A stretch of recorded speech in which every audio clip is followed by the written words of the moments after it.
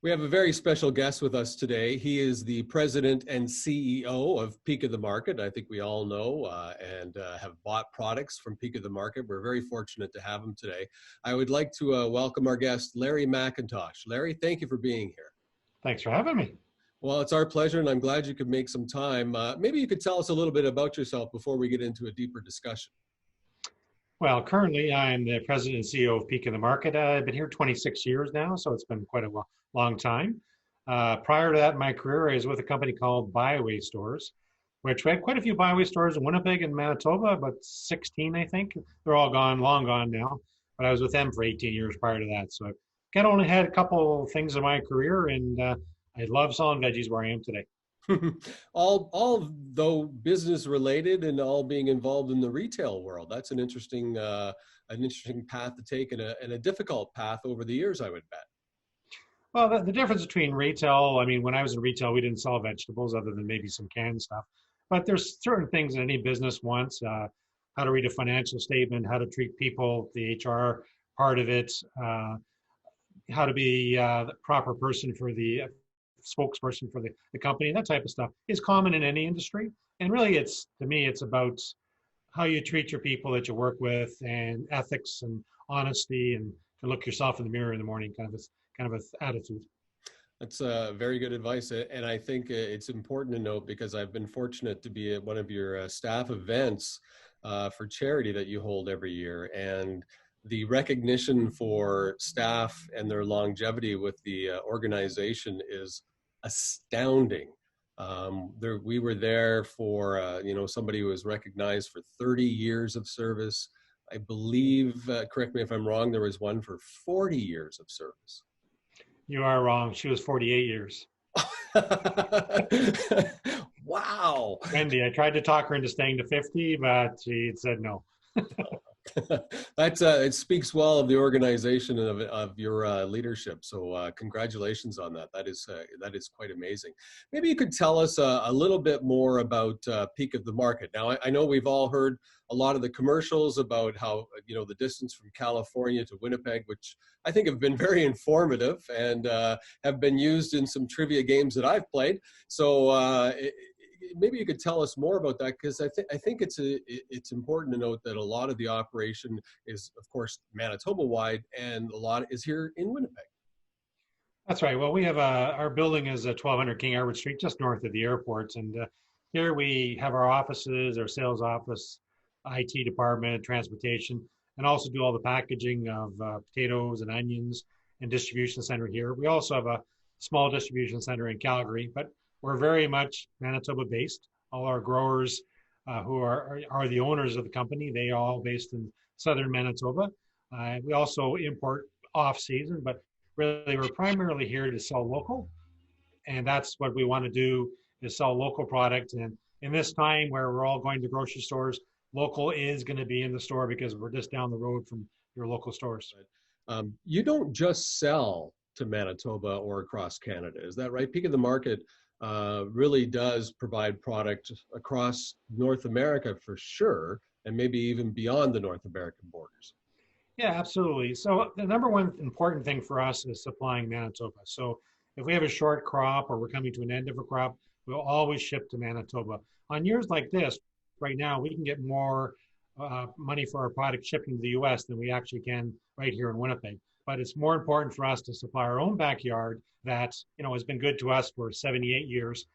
We want to support it first, but we do a lot of exporting, you're right. So about a third of our business on a normal year is Manitoba, a third the rest of Canada. We go right through to Montreal, once in a while into the Maritimes, through to BC, and the US is another third of our market, which is a very large market for us.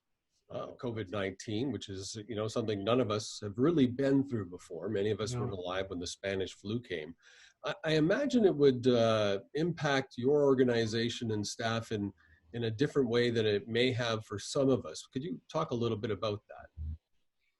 Well, certainly, as with most businesses, we had a pandemic plan in place so that, we could work remotely when something happened. So that was in place. Not that we ever saw this virus coming, but for all our office staff, our IT staff, sales and transportation, the vast majority of those people are working from home.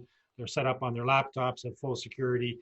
as far as getting into our system here, and they could continue pretty seamlessly at home, other than reorganizing their desks, etc. But the distribution center here in Winnipeg and in Calgary still are working every day. We run 24 hours a day in Winnipeg. We run 12 hours in Calgary.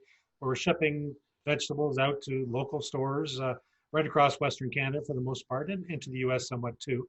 But we're considered an essential service. You want to be able to buy local vegetables when you go to your local store, and that's what we're here for. Well, and you hear people often talking about the unsung heroes of COVID-19, and that really would include a lot of, if not all, of your staff that are working 24 hours a day, making sure the product, gets packaged properly and safely, and then gets to the trucks and then to the stores. So that would, be a burden on a lot of your staff. How are they making out during this time? I think they're making out great. And I'll tell you a little story. When back in March, when we started seeing people going to the stores and stocking up, we got unbelievable orders overnight. We had our largest sales week ever the following week because we had to restock all the stores. And my coworkers working overtime, volunteering to work overtime, we were going like crazy. Nobody was complaining. Everybody was very proud that what we were doing was helping people, helping families, getting food to people's cupboards, helping them get through this crisis. And we've been doing that every day since then. We have a solid group here that really wants to make sure they do the right thing, and I couldn't be more proud. So I'm working in my office right now. I don't really necessarily need to be here, but from my perspective, I want to be here because all my coworkers in the back are here. I want to be able to make sure that I can go back and say hi and thank you for what they're doing because it's amazing. So we've had to make some adjustments in the back. We're a very social group. So now we're trying to stay that 2 meters apart. So that's a little odd for us. We do a few high fives when someone does something good. Can't do that anymore.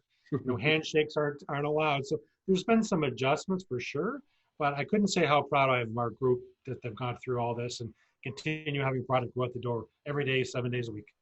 Well, that's a wonderful story. Thank you for sharing it, and please pass along our gratitude for their efforts because really they are doing work that needs to be done, and they're helping so many of us. So they probably don't get to hear the thanks from the outside. They obviously hear from you, which is great, but they don't get to hear from the outside. So please make sure that you share our gratitude with them for what they're doing. We're happy. Absolutely, and we're very grateful for first responders and those working in the medical community that are helping people that need help right now. And we're doing a little small part compared to them, but we feel like we're doing our small part. Absolutely doing a small part. And I was happy to hear that you had a pandemic plan. It's interesting for, most private sector businesses, if not all, have these emergency plans in place so that they are ready in case something happens. Why you have a preparedness plan.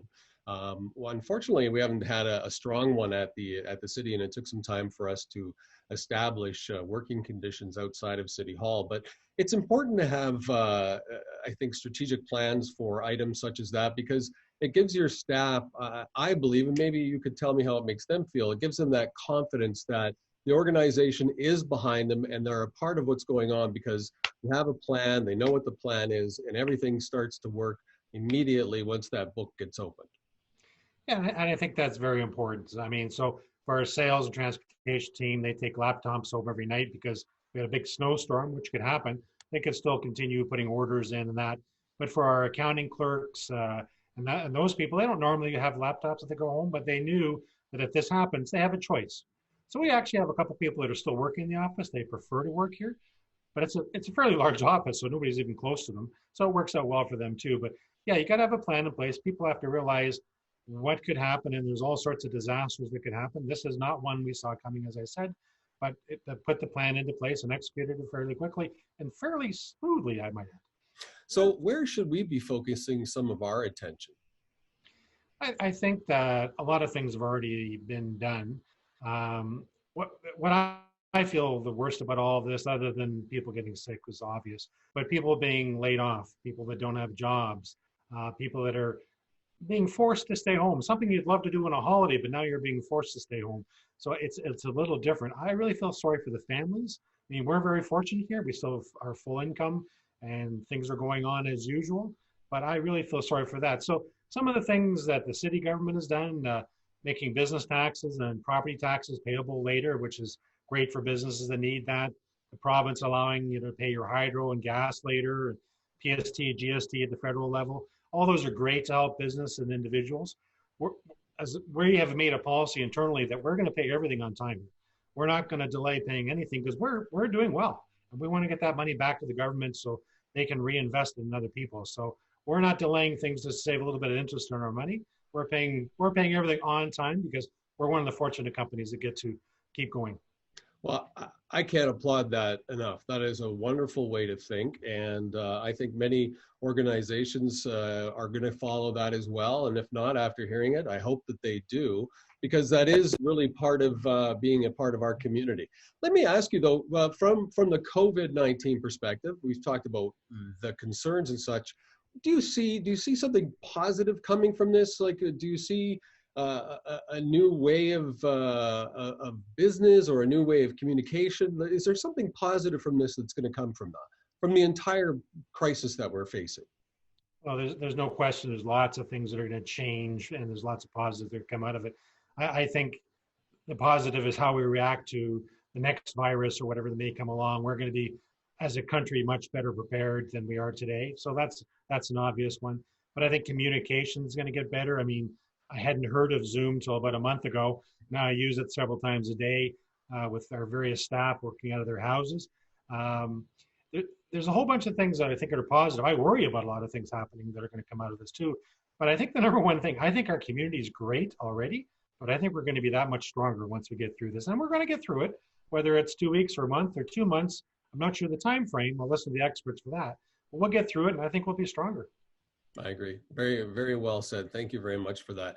I want to ask you a question. I didn't put it on the list, so I apologize. But I wanted to ask a question that I think people, I know many of I've asked you already, haven't been on the list. So, but people I've spoken to have all wondered, how will this impact your growers? I mean, the growers have a big responsibility, and they have a lot of their work gets done in the coming weeks. So will this are they taking action today? Do they see any issues or concerns? Well, our growers this time of year, so for something like potatoes, carrots, and onions, we're finishing up our onions and carrots now, but potatoes, we still have very large crops. So every day they're working as well because they wash and grade the potatoes at the farm and ship them either to the customer or into Winnipeg for packaging. So they're doing it today. So they have to look at all the same rules of the spacing of their staff to make sure that they're taking breaks at different times, all the things that every business is looking at now. But they're also they're already in the greenhouses starting the seedlings. They're already getting their seed delivered. Just a matter of waiting on Mother Nature a little bit here to get some warm weather and dry up a little bit, but they're ready to go, and they have to go forward because they got to get the crop in on time, and they know it's very important. I was talking to a grower yesterday who has some foreign workers coming in, and they're going to be a little bit late, and I was asking if that was going to be a concern. And when foreign workers are coming in, they have to be isolated for 2 weeks, which is great. I mean, that ensures us safety here in Canada as well. But without these foreign workers, a lot of our crops wouldn't get off the fields. But I was talking to him, and he was saying, I am going to plant a little bit more because I think there's an uncertain supply out of California or maybe some other areas of Canada. I want to make sure that I can supply Canada and Western Canada, specifically vegetables. And he had pride in that. And that, to me, just speaks volume of the growers are used to weather and they're used to all these other problems. This is a little bigger problem, granted, but they accept it and they move forward.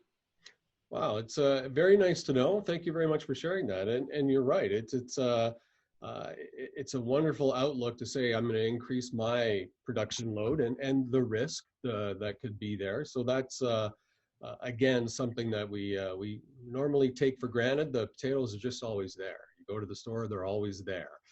Now we're learning a little different. So I appreciate the insight you've shared with us. Thank you very much for all that Peak of the Market has done for the community, that you guys continue to do for this community. It is again an example of why local business, and I'm talking about all of Manitoba, is so important, not only to our economy, but to our community, because you give back so much more. And it is fantastic to see, and I know I speak for hundreds of thousands of people when I say thank you. So thank you very much for leading that charge, and thanks very much to everybody involved at Peak.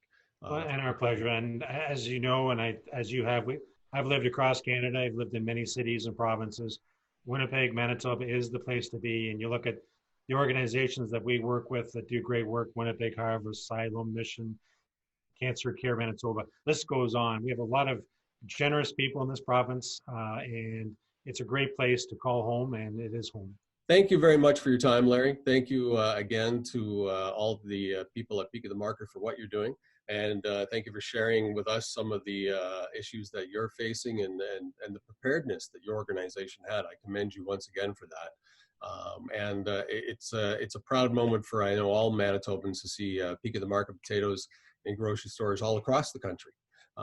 It's nice to see the logo because it is like a little piece of home, if you will, when we see the logo. So hopefully more and more people will be buying the locally grown vegetables that you provide out of your warehouse. And thanks to all the growers who I think have a tougher job than most of us know. I think you're right. And before you let me go, I want to thank our elected leaders, yourself, municipal government, provincial government, federal government. I think you have a thankless job. Sometimes you're never going to win. It's always going to be one way or the other, and somebody's mind is black and white. But without leadership like yourself and many others in this country, I don't know where we'd be. So, and that really has shown through during this crisis. People have come together and helped us get better. So thank you for what you do.